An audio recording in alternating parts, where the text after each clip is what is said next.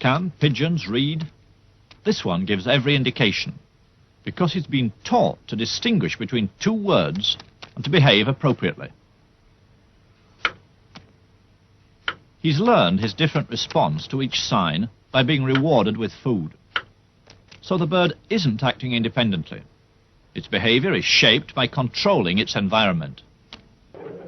The first task was to isolate an individual piece of behavior and see how that could be changed. Skinner did this by keeping individual pigeons at about 3/4 of their normal weight, so that the birds were always hungry, and food could be used as an automatic reward. The pigeon was studied in a uniform box, one it quickly grew used to. One piece of behavior, pecking a coloured disc, was measured on a graph.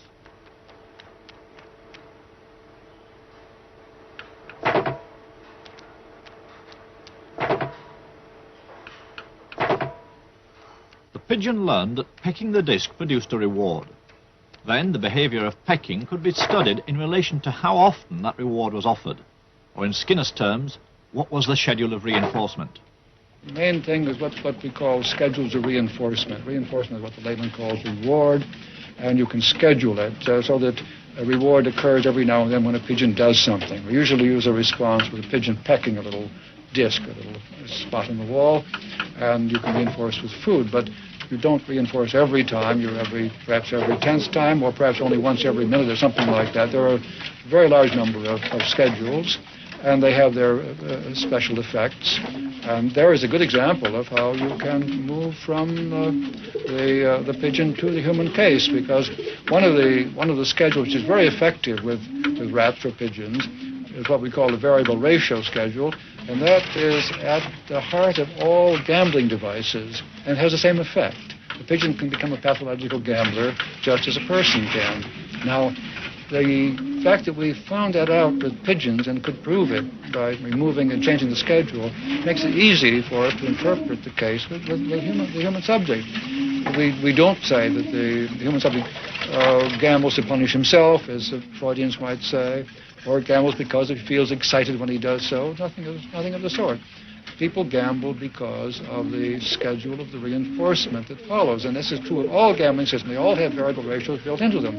So what we've learned from the pigeon, it made it possible to interpret this vast field very effectively. The two pigeons are at either end of a small ping-pong table. One pigeon pecks the ball as it comes toward him and knocks it toward the other pigeon. Other pigeon pecks the ball back across the table. If it goes past one pigeon, the other pigeon can eat, and if it goes the other way, the other pigeon eats. So that there is it's a real game. The pigeon is reinforced for a cross-court shot if that is what gets the ball past his opponent.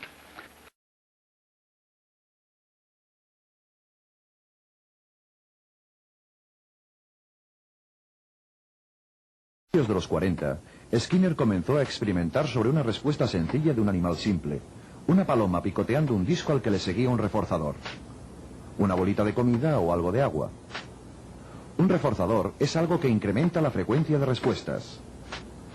La paloma se desenvolvía en un espacio sencillo, con un entorno muy controlado, al que ahora denominamos la caja de Skinner.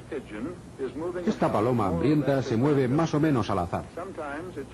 Algunas veces gira su cabeza hacia la izquierda. Cuando lo hace, reforzamos ese movimiento, permitiéndole el acceso a un plato de grano.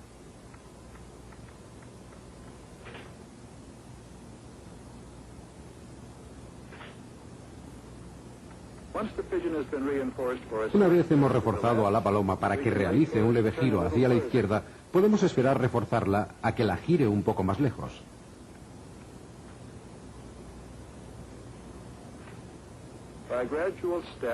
En diferentes etapas progresivas podemos llegar a un punto en el que la paloma dé un giro completo.